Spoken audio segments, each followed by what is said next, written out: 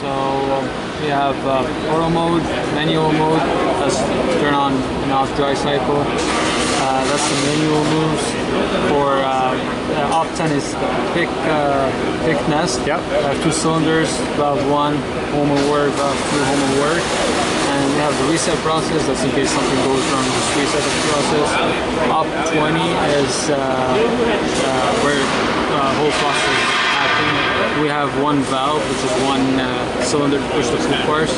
Also we have manual mode, which is valve 1, valve 1 work, plus the reset process. And there's an extra button here, which is have visibility. Basically that button, the operator has to acknowledge each time we load 2 parts in order to start the cycle. Okay. All right, so, and then if I set up here, you're good to run in dry cycle?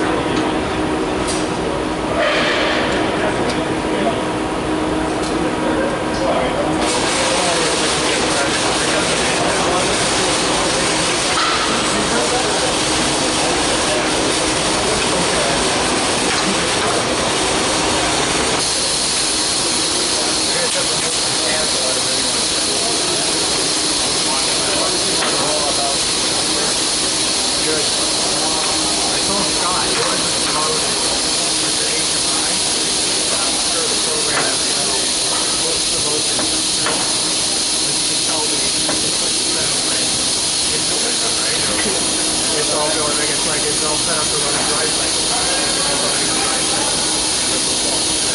It's set up like it is.